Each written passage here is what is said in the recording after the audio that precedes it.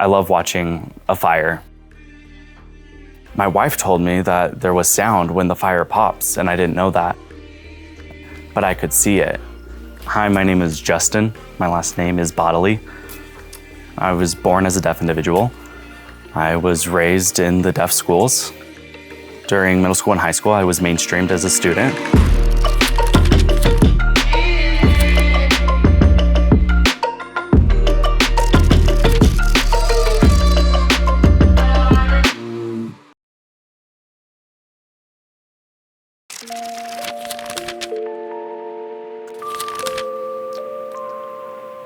So the reason I think that's beautiful, again, there's no sound reliance on that.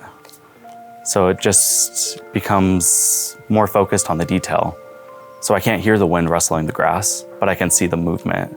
I can see the exact blade of grass moving and following the wind's direction. So I really enjoy seeing that. So I like to see the colors of green throughout the grass, and so I really enjoy watching it.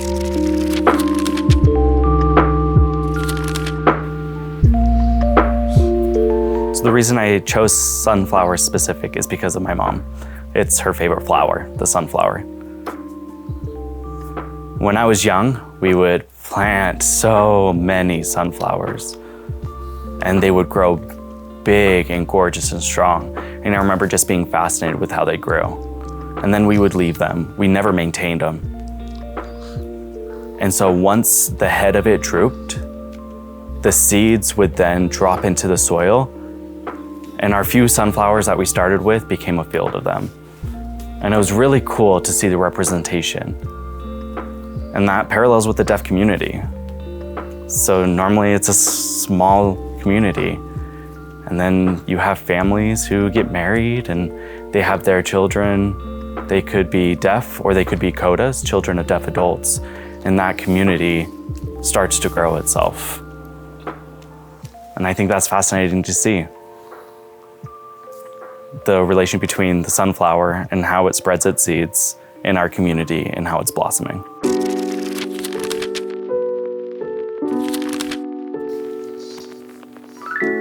I love her laugh.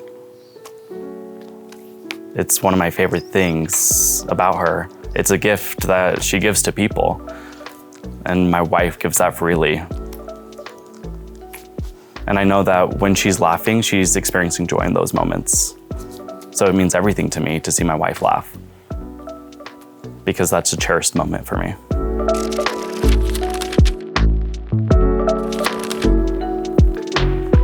First of all, wind chimes, they make noise, right? And so for a hearing individual, that's the purpose, is to hear the sound. And that's probably why they were created.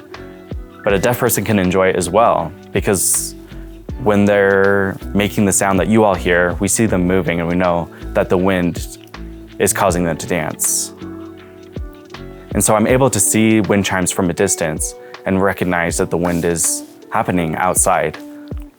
And so that's definitely a benefit, not only for hearing people, but deaf people as well.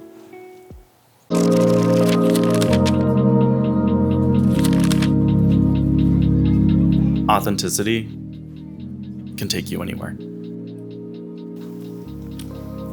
Authenticity in general is heavily involved with your soul. It's a very internal concept. Are you living well? Are you being authentic? So when you're authentic with yourself, I think that plays into your spirituality and the higher power, whether it's through a God or a higher power. If you're being authentic with them or that, it'll be authentic back to you.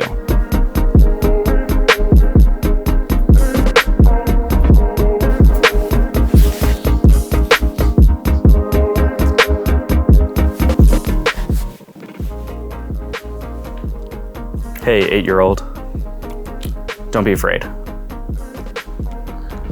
If you feel something higher that's prompting you, if you feel it in your stomach or that voice in the back of your head, be open to it. Communicate back with it. Don't be afraid. It's okay to not understand that you may not see there. But it's important that you continue to ask for help. Continue to read books, find your resources, ask your parents. Don't be afraid. That higher power is willing to help you. So when I started writing 100 Beautiful Things without sound, I try to envision things that are beautiful, despite not being able to hear them. And so I really had to look internal and think about what I truly thought was beautiful, whether it had sound or no sound. Because for me, beauty is through my eyes. Oh, 1 second. Okay. All right. Number. Oh yeah. Water. No, I'm good. Okay. Number 13, TV. Oh, does the interpreter want water? I'm good. I'll let you know, because I don't want to be over here like,